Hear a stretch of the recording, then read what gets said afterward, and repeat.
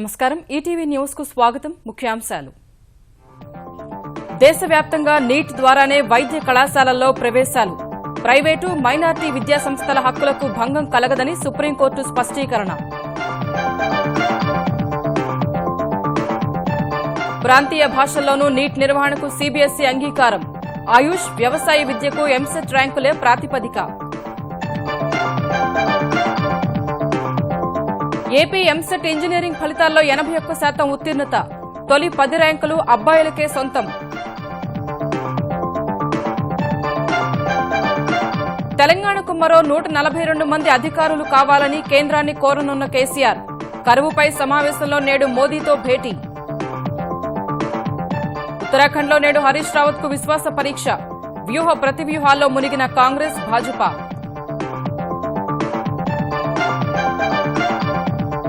భారతదేశమే తన ఇల్లన్న సోనియా తుదిశ్వాస విడిచేది ఈ గడ్డపైనేనని కేరళలో భావోద్వేగ ప్రసంగం ఉత్కంఠభరిత పోరులో ఓడిన కింగ్స్ 11 పంజాబ్ ఒక్క పరుగు తేడాతో బెంగళూరు విజయం నేడు పూణేతో హైదరాబాద్ ఢీ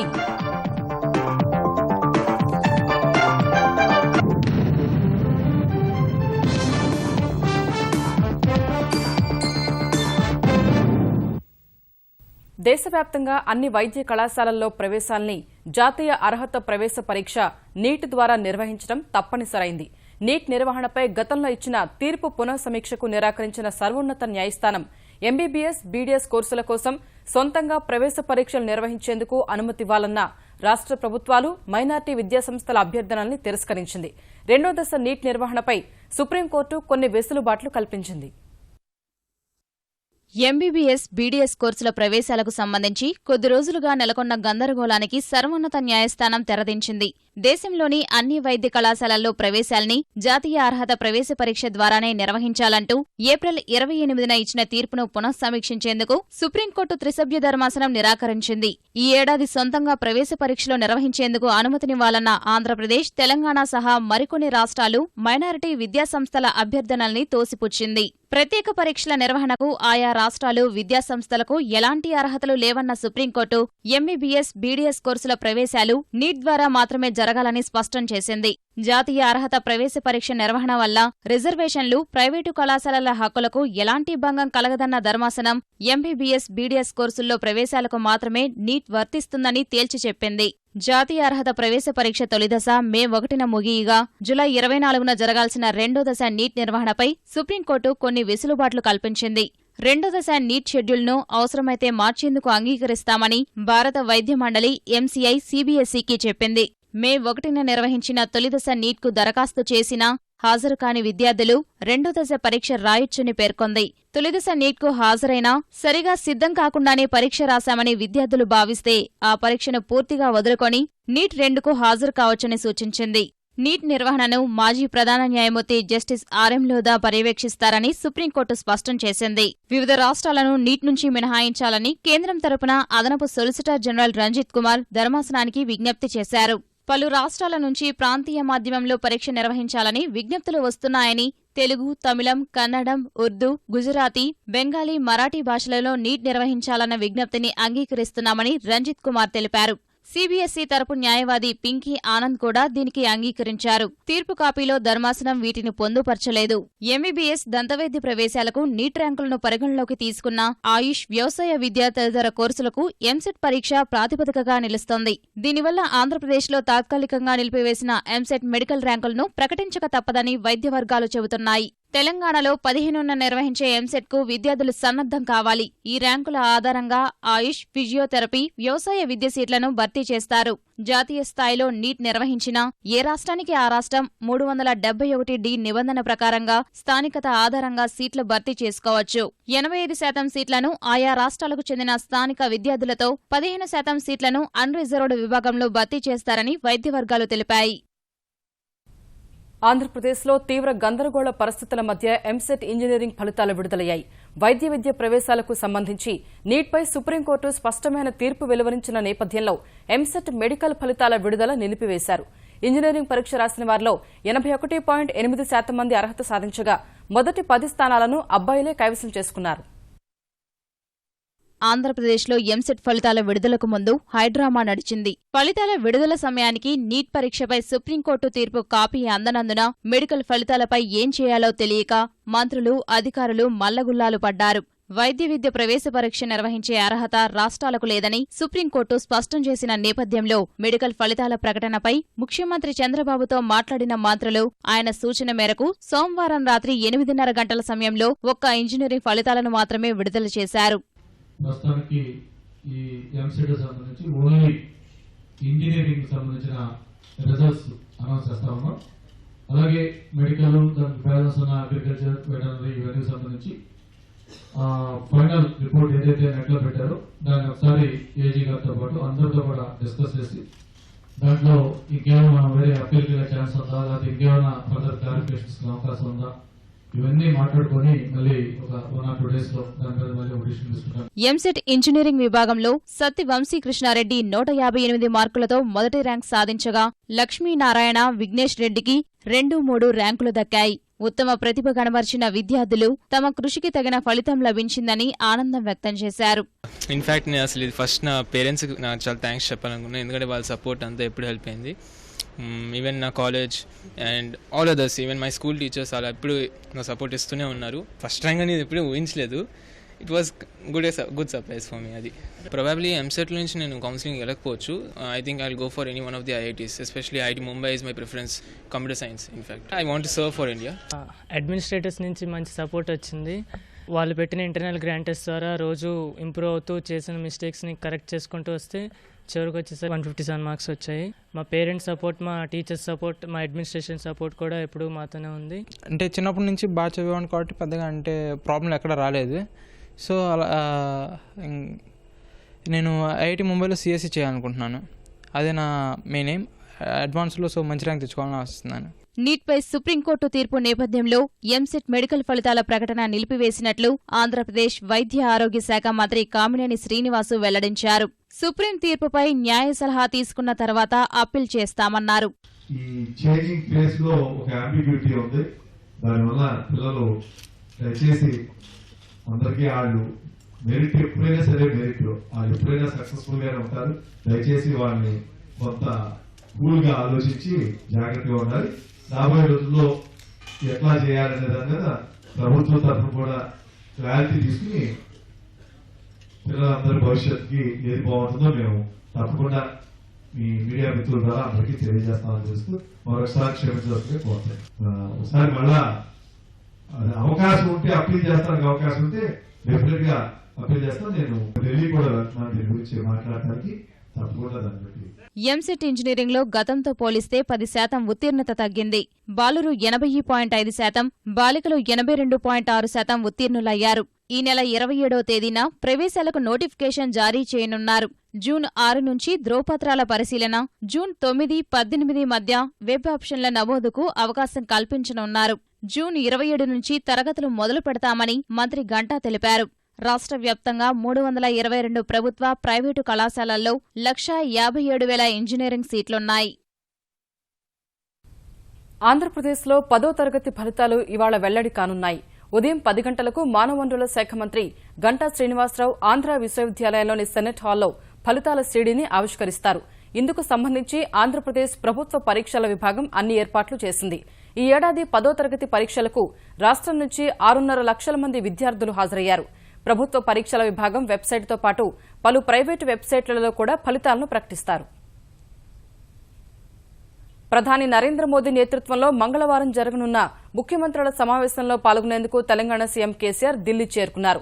మధ్యాహ్నం 12 గంటలకు ప్రధాని కార్యాలయంలో జరగనున్న ఈ భేటీలో తెలంగాణలో నెలకొన్న కరువు పరిస్థితులు, తాగునీటి సమస్యలు, భూగర్భ జలాల నీటి మట్టం పెంపునకు తీసుకోవాల్సిన చర్యలు, ఎన్డీఆర్ఎఫ్ ద్వారా అందిన కరువు సాయం తదితర అంశాలపై ప్రధానితో కేసీఆర్ చర్చిస్తారు.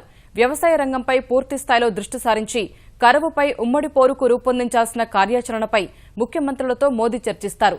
తెలంగాణ రాష్ట్రంలో రైతులు కరువుతో అల్లాడుతున్న పరిస్థితులను ప్రధాని వద్ద కేసీఆర్ ప్రస్తావించనున్నారని అధికారులు వెల్లడించారు.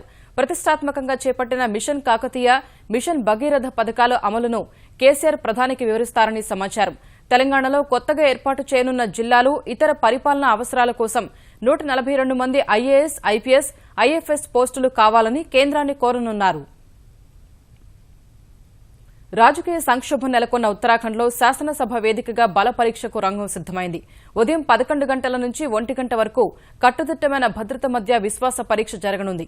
కాంగ్రెస్పై తిరుగుబాటు చేసి అనర్హతకు గురైన 9 మంది సభ్యులు బల పరీక్షలో ఓటేసేందుకు వీలు లేదని సుప్రీంకోర్టు తేల్చి చెప్పిన వేళ హరీష్ రావత్కు అనుకూలంగా కనిపిస్తున్న ఉత్తరాఖండ్ రాజకీయాలు ఎలాంటి మలుపు తిరుగుతాయోనని సర్వత్రా ఆసక్తి నెలకొంది. కాంగ్రెస్ సభ్యుల తిరుగుబాటు, అనర్హతతో దేశవ్యాప్తంగా తీవ్ర చర్చనీయాంశమైన ఉత్తరాఖండ్ రాజకీయం నేడు కీలక ఘట్టానికి వేదిక కానుంది. సర్వోన్నత న్యాయస్థానం ఆదేశాల మేరకు మాజీ ముఖ్యమంత్రి హరీష్ రావత్ శాసనసభలో విశ్వాస పరీక్షను ఎదుర్కోనున్నారు. ఉదయం 11 గంటల నుంచి మధ్యాహ్నం 1 గంట వరకు జరగనున్న బల పరీక్షను ఉత్తరాఖండ్ శాసనసభ ముఖ్య కార్యదర్శి పర్యవేక్షించనున్నారు. సుప్రీంకోర్టు మార్గదర్శకాల ప్రకారం బల పరీక్ష సమయంలో రావత్కు అనుకూలంగా ఉన్నవారంతా ఒకవైపు, వ్యతిరేకించేవారంతా మరోవైపు కూర్చోనున్నారు. సభ్యులు చేతులు ఎత్తడం ద్వారా జరిపే ఓటింగ్ కు సంబంధించిన పూర్తి వివరాల్ని రాతపూర్వకంగా దృశ్య రూపంలో నమోదు చేస్తారు. బుధవారం ఉదయం 11 గంటలకు ఆ వివరాలన్నింటినీ శాసనసభ ముఖ్య కార్యదర్శి సుప్రీంకోర్టు ముందుంచుతారు. సుప్రీంకోర్టు మార్గదర్శకాలకు అనుగుణంగా బల పరీక్ష కోసం కట్టుదిట్టమైన భద్రతా ఏర్పాట్లు చేశారు. సభాపతి సహా మరెవరి వాహనాల్ని శాసనసభ ప్రాంగణంలోకి అనుమతించకుండా అందరూ ప్రధాన ద్వారం నుంచి నడుచుకుంటూ వెళ్లేలా ఆంక్షలు విధించారు. సభలోకి చరవాణుల్ని అనుమతించరాదని నిర్ణయించారు. బల పరీక్ష జరిగే 2 గంటల పాటు రాష్ట్రపతి పాలన తాత్కాలికంగా నిలుపుదలలో ఉంటుంది. 70 స్థానాలున్న ఉత్తరాఖండ్ శాసనసభలో కాంగ్రెస్ పై తిరుగుబాటుకు దిగిన 9 మంది ఎమ్మెల్యేలపై అనర్హత వేటు పడింది. బల పరీక్షలో వీరు ఓటు వేయడం కుదరదని సుప్రీంకోర్టు సైతం తేల్చి చెప్పింది. ఫలితంగా విశ్వాస పరీక్షలో పాల్గొనే మొత్తం సభ్యుల సంఖ్య 61కి చేరింది. కాంగ్రెస్, భాజపాకు చెరొక 27 మంది సభ్యుల బలముంది. బల పరీక్ష నెగ్గేందుకు 31 మంది సభ్యుల మద్దతు అవసరం కాగా విశ్వాస పరీక్షలో తామే నెగ్గుతామని 2 ప్రధాన పార్టీలు ధీమా వ్యక్తం చేస్తున్నాయి. अस्थिरता उत्तराखंड में इसलिए पैदा हुई कि हरीश रावत जी एक माफिया गिरोह की तरह काम कर रहे थे. उसके कारण सारे विधायक अपने आप को उपेक्षित महसूस करते थे. कांग्रेस के विधायकों की थानेदार और पटवारी भी नहीं सुनते थे. इसलिए उन्होंने उनके खिलाफ बगावत की है. हमने तो कोई बगावत नहीं की, हमने तो कुछ भड़काया नहीं. हमें तो विश्वास है कि कल कांग्रेस के विधायक ही फिर से बगावत करेंगे जैसे 18 तारीख को की थी. पर मैं ये दावे से कह रहा हूँ कि हरीश रावत जी कल भी अल्पमत में थे, आज भी अल्पमत में और कल भी अल्पमत उनका दिखेगा. देखिए, नंबर्स हमारे पास हैं, ये हम 28 मार्च को सिद्ध कर चुके हैं जब हम लोग गवर्नर साहब से मिलने गए थे. 34 एमएलएज ने उनके सामने कहा कि हम हरीश रावत के साथ हैं और उनमें से किसी ने अभी ये नहीं कहा कि हम हरीश रावत के साथ नहीं हैं. केवल बीजेपी कह रही है क्योंकि वो पोचिंग करके दल बदल एक बार और दल बदल करवाना चाहते हैं. స్వతంత్రులు, బీఎస్పీకి చెందిన ఎమ్మెల్యేలు ఎవరి వైపు మొగ్గు చూపుతారనే దానిపై ఉత్తరాఖండ్లో భాజపా, కాంగ్రెస్ భవితవ్యం ఆధారపడి ఉంది. నీటి విలువను గుర్తిద్దాం, నీటి వనరుల సంరక్షణకు పాటుపడదామని ఈటీవీ, ఈనాడు చేపట్టిన సుజలాం సుఫలాంకు అన్ని వర్గాల నుంచి విశేష స్పందన లభిస్తోంది. తెలుగు రాష్ట్రాల్లో ఇంకుడు గుంతల తవ్వకం మహోద్యమంగా సాగుతోంది. ప్రజలు, ప్రజాప్రతినిధులు, అధికారులు అంతా ఈ జల సంరక్షణలో పాలుపంచుకుంటున్నారు. ఇంకుడు గుంతను నిర్మించుకుందాం, భవిష్యత్ తరాలకు భరోసా ఇద్దామనే నినాదంతో ఇంకుడు గుంతల తవ్వకం తెలుగు రాష్ట్రాల్లో జోరుగా సాగుతోంది. హైదరాబాద్ శివారు గట్కేసర్లోని వీబీఐటీ యంత్ర కళాశాలలో వర్షం నీటి సంరక్షణకు చర్యలు చేపట్టారు. కళాశాల ఆవరణలో 10 ఇంకుడు గుంతల నిర్మాణ పనులను ప్రారంభించారు. నల్గొండ జిల్లా సూర్యాపేట నియోజకవర్గంలో ఒకే రోజు 1000 ఇంకుడు గుంతల నిర్మాణం ప్రారంభమైంది. సూర్యాపేట, చివ్వెంల, పెన్పహాడ్ మండలాల్లోని పలు గ్రామాల్లో పెద్ద ఎత్తున ఇంకుడు గుంతలు నిర్మిస్తున్నారు.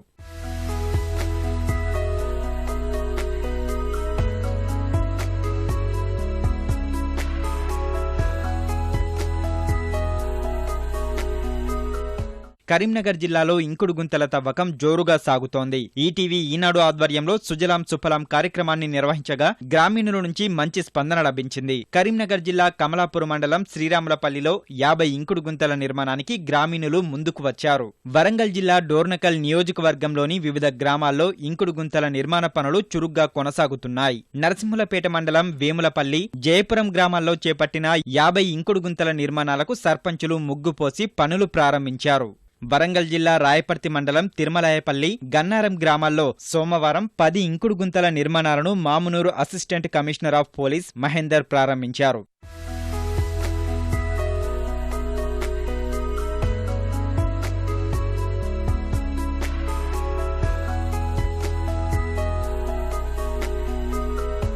ఈటీవీ ఈనాడు చేపట్టిన జల సంరక్షణోద్యమం ఆంధ్రప్రదేశ్లోనూ జోరుగా సాగుతోంది. కడప జిల్లా రాజంపేట అటవీశాఖ రేంజ్ కార్యాలయంలో సిబ్బంది ఇంకుడు గుంతను తవ్వారు. జల సంరక్షణలో ప్రజలందరూ భాగస్వామ్యం తీసుకోవాలని రాజంపేట డీఎఫ్ఓ ఖాదర్ వలీ పిలుపునిచ్చారు. కర్నూలు జిల్లా నంద్యాలలోని ఘనీకృత వీర్య కేంద్రం ఆవరణలో అధికారులు ఇంకుడు గుంతలు తవ్వారు. నంద్యాల మండలంలోని కొట్టాల గ్రామంలోనూ ఇంకుడు గుంతల కార్యక్రమం చేపట్టారు. కర్నూలు జిల్లా పత్తికొండ శ్రీరాములపేటకు చెందిన యువకులు ఇంకుడు గుంతల కార్యక్రమానికి శ్రీకారం చుట్టారు. తూర్పు గోదావరి జిల్లా ముమ్మిడివరం మండలం కొమ్మానపల్లి గ్రామ ప్రజలు అంబేద్కర్ 125వ జయంతి ఏడాది సందర్భంగా గ్రామంలో 125 గుంతలను తవ్వేందుకు సన్నద్దమయ్యారు. కాళేశ్వరం ప్రాజెక్టులో భాగంగా మేడిగడ్డ బ్యారేజీకి సంబంధించి మహారాష్ట్ర ప్రభుత్వంతో తెలంగాణ నీటిపారుదల శాఖ మంత్రి హరీష్ రావు ఇవాళ చర్చలు జరపనున్నారు. అంతర్రాష్ట్ర బోర్డుకు సంబంధించిన 2 కమిటీల సిఫార్సులు, ఇరు రాష్ట్రాల ఇంజనీర్ల సంయుక్త సర్వే వివరాలపై 2 రాష్ట్రాల నీటిపారుదల శాఖ మంత్రులు చర్చిస్తారు. ఈ సమావేశం అనంతరం మహారాష్ట్ర ముఖ్యమంత్రి ఫడ్నవీస్, తెలంగాణ ముఖ్యమంత్రి కేసీఆర్ సమావేశమై తుది ఒప్పందం చేసుకుంటారని హరీష్ రావు తెలిపారు. ఆర్డీఎస్ ప్రాజెక్టుపై కాంగ్రెస్ చేస్తున్న దీక్ష బూటకమన్న ఆయన పాలమూరు, రంగారెడ్డి ఎత్తిపోతలను పూర్తి చేసి తీరుతామని తెలిపారు. ఈ ఏ లెవెల్లో ఎంత ముంపుకు గురవుతుందనేటువంటి స్పష్టత లేకుండా ఇప్పుడు పూర్తి వివరాలు వచ్చినాయి. కేంద్ర ప్రభుత్వ సంస్థ వ్యాప్కోస్ రిపోర్ట్ రావడం, తర్వాత ఆ వ్యాప్కోస్ రిపోర్ట్ ఆధారంగా తెలంగాణ మరియు మహారాష్ట్ర ఇంజనీర్లు కలిసి ఫీల్డ్ సర్వే కూడా చేశారు. 100 లెవెల్లో ఎంత ముంపుకు గురవుతుంది, 101లో ఎంత అవుతుంది, 102లో ఎంత అవుతుంది అనేటువంటి పూర్తి వివరాలు కూడా వచ్చినాయి. ఇప్పుడు ఫైనల్ రిపోర్ట్ వచ్చింది కనుక ఆ ఫైనల్ అగ్రిమెంట్ 2 రాష్ట్రాల ముఖ్యమంత్రుల మధ్య జరిగేటువంటి సమన్వయం తేదీకి ఒక డేట్ను డిసైడ్ చేసుకొని, ఒక తేదీని ఖరారు చేసుకొని ముందుకు పోయేటువంటి ఒక ప్రక్రియలో భాగంగా మహారాష్ట్ర ఇరిగేషన్ మినిస్టర్ గారితో మాట్లాడుతూ ఉన్నాం. దురదృష్టవశాత్తు కాంగ్రెస్ పార్టీ తిరిగి మళ్లీ రాజకీయ డ్రామాలకు మహారాష్ట్రలో తెరలేపడింది. మహారాష్ట్ర కాంగ్రెస్ 25 గ్రామాలు మునిగిపోతున్నాయి, 25,000 హెక్టార్లు పోతుందని మహారాష్ట్రలో ధర్నాలు, ర్యాలీలు చేసి ప్రజల్ని గందరగోళపరిచి తిరిగి ఈ ప్రాజెక్టును అడ్డుకుంటుంది. వాస్తవ పరిస్థితి ఏంది? 25 గ్రామాలు కాదు కదా, ఒక్క గ్రామం మునగదు, ఒక్క ఇల్లు కూడా మునగదు. సో సబ్మర్జెన్స్ విషయంలో వస్తే కేవలం కొన్ని 100-150 హెక్టార్లకు లోబడే సబ్మర్జెన్స్ ఉంది తప్ప వారు చెప్పినట్టు 1000 హెక్టార్లు 1000 ఎకరాలు ముంపు గురవుతుందనే ఒక తప్పుడు ప్రచారాన్ని కాంగ్రెస్ పార్టీ చేసి మహారాష్ట్ర ప్రభుత్వాన్ని, ఇక్కడ తెలంగాణ ప్రభుత్వాన్ని ఇబ్బంది పెడుతూ ప్రాజెక్టును అడ్డుకునేటువంటి ఒక కుటిల ప్రయత్నం కాంగ్రెస్ పార్టీ చేయడం చాలా దురదృష్టం. అమరావతి పరిపాలనా కేంద్రంలో ప్రభుత్వ భవనాల నిర్మాణంపై మాకీ అసోసియేట్స్ ఇచ్చిన ఆకృతులను ఇంకా ప్రభుత్వం ఆమోదించలేదని ఆంధ్రప్రదేశ్ పురపాలక శాఖ మంత్రి నారాయణ తెలిపారు. మాకీ అసోసియేట్స్ ను ప్రధాన రూపశిల్పిగా మాత్రమే ఎంపిక చేసినట్లు ఆయన స్పష్టం చేశారు. పరిపాలనా భవనాలకు సంబంధించి ఆకృతుల రూపకల్పనపై దేశంలోని 8 మంది ప్రముఖ రూపశిల్పులతో విజయవాడలో సమావేశమైన ఆయన 3 వారాల్లోగా ప్రభుత్వ భవనాలకు సంబంధించి ప్రత్యామ్నాయ ఆకృతులను సిద్దం చేయాలని సూచించారు. శాసనసభ, హైకోర్టు నిర్మాణాల్ని మన సంప్రదాయాలకు అద్దం పట్టేలా నిర్మిస్తామని నారాయణ తెలిపారు. సెలెక్ట్ చేసింది ప్రభుత్వం, ఇంకా ఫైనలైజ్ చేయలేదు. అయితే ఆ కాంపిటీషన్ అందరూ అర్థం చేసుకోవాల్సింది, ఎవరైతే బెటర్ కాన్సెప్ట్ ఇవ్వగలరో వాళ్ళని జ్యూరీ సెలెక్ట్ చేసింది. ఏదైతే వాళ్ళు డిజైన్ ఇచ్చారో అవి ఫైనల్ కాదు. ఆ ముగ్గురులో బెస్ట్ మాకే అని జ్యూరీ సెలెక్ట్ చేసింది. ప్రభుత్వం ఇంకా నిర్ణయం తీసుకోవాల్సింది, నిర్ణయం తీసుకుంటుంది. బట్ మనకు సూటబుల్గా ఎవరు చేయగలరు అనే దాన్ని, మాకేనా ఇంకెవరైనా చేయగలరా అంటే మాకీతో ఇంకెవరైనా కలిసి చేయటమా, ఇవన్నీ కూడా నిర్ణయించడానికి ఇంకొక 1 మంత్ నుంచి 1 మంత్ 15 డేస్ పడుతుంది. ప్రజల దగ్గర నుంచి ఇప్పుడు సలహాలు తీసుకొని వాటిలన్నింటినీ ఇన్కార్పొరేట్ చేసి ఈ యొక్క ప్యానల్ ఆఫ్ మెంబర్స్తో డిస్కస్ చేసాం. వీళ్ళని కూడా దాని మీద బేస్ చేసుకుని కాన్సెప్ట్స్ ఇస్తున్నాం. మనం అవి తీసుకొచ్చిన తర్వాత మళ్ళీ కూర్చొని డిస్కస్ చేసి then will take a decision. ప్రజాధనం దుర్వినియోగం కాకుండా కాపాడాల్సిన బాధ్యత శాసనసభ కమిటీలదేనని ఆంధ్రప్రదేశ్ శాసనసభాపతి కోడెల శివప్రసాదరావు అన్నారు. అసెంబ్లీ కమిటీ హాల్లో ఆంధ్రప్రదేశ్ ప్రజాపద్దుల కమిటీ, ప్రభుత్వ రంగ సంస్థల కమిటీ, అంచనాల కమిటీల ఉమ్మడి సమావేశంలో పాల్గొన్న కోడెల అన్ని కమిటీలు ప్రజలకు జవాబుదారీగా పనిచేయాలని సూచించారు. శాసనసభ కమిటీలు పరిశోధించి ఇచ్చిన సిఫార్సు నివేదికలు బుట్టదాఖలవుతున్నాయని భేటీలో కమిటీ చైర్మన్లు, సభ్యులు స్పీకర్ ముందు ఆవేదన వ్యక్తం చేశారు. నివేదికలను సభలో పెట్టి చర్చించి తగు చర్యలు తీసుకోవాలని, చర్చకు అవకాశం లేని పక్షంలో సీఎస్ సహా విభాగ అధిపతులతో సమీక్షించి తగు చర్యలు తీసుకోవాలని కోరారు. ఇందుకు చర్యలు తీసుకుంటామని కోడెల హామీ ఇచ్చారు. తీర ప్రాంత భద్రతకు మెరైన్ పోలీసులకు అప్పగిస్తున్నట్లు ఆంధ్రప్రదేశ్ మానవ వనరుల శాఖ మంత్రి గంటా శ్రీనివాసరావు విశాఖలో తెలిపారు.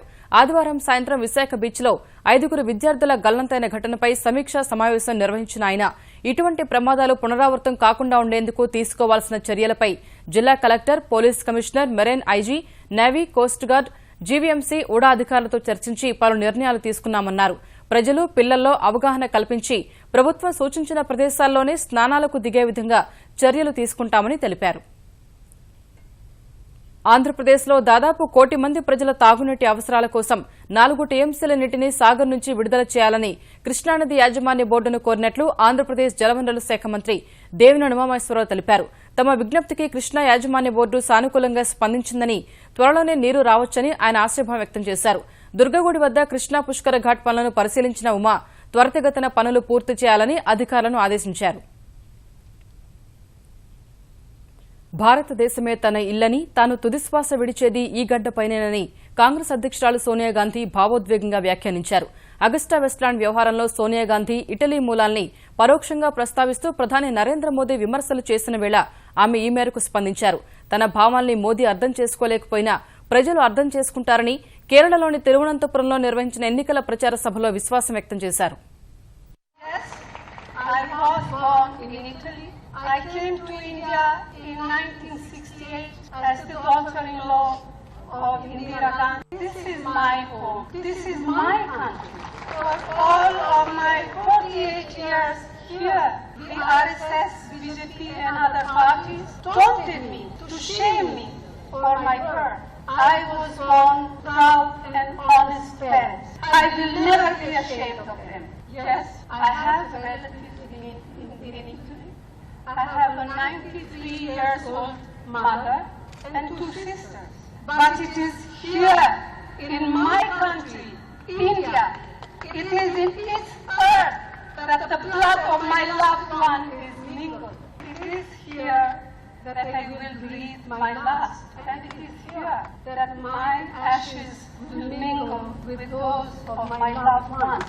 The Prime Minister can sink to whichever depths he wishes to challenge my integrity, but he cannot take the truth away from my commitment and my love for India. అత్యంత ఉత్కృష్టమైన చార్ధామ్ యాత్ర అక్షయ తృతీయ పర్వదినాన్ని పురస్కరించుకుని సోమవారం ప్రారంభమైంది. గార్వల్ హిమాలయ పర్వత స్థానంలో ఉండే కేదార్నాథ్, యమునోత్రి, గంగోత్రి, బద్రీనాథ్ ఆలయాలకు ఈ యాత్ర సాగనుంది. సోమవారం ఉదయం 7 గంటలకు రుద్రప్రయాగ జిల్లాలోని కేదార్నాథ్ ఆలయ ద్వారాలు తెరిచారు. ఈ కార్యక్రమంలో ఉత్తరాఖండ్ గవర్నర్ కేకే పాల్ పాల్గొన్నారు. స్వామివారి దర్శనం కోసం వచ్చిన 2500 మంది భక్తులు కేదార్నగర్ లో బస చేయగా ఉత్తరాఖండ్ సర్కారు వాళ్లకి వసతి ఏర్పాట్లు చేసింది. యమునోత్రి, గంగోత్రి ఆలయ ద్వారాలు కూడా సోమవారం మధ్యాహ్నం 12:30 గంటలకు 1:15 తెరిచారు. బద్రీనాథ్ ఆలయ ద్వారాలు రేపు తెరవనున్నట్లు ఉత్తరాఖండ్ అధికార వర్గాలు తెలిపాయి. ఈటీవీ న్యూస్ సమాప్తం. నమస్కారం.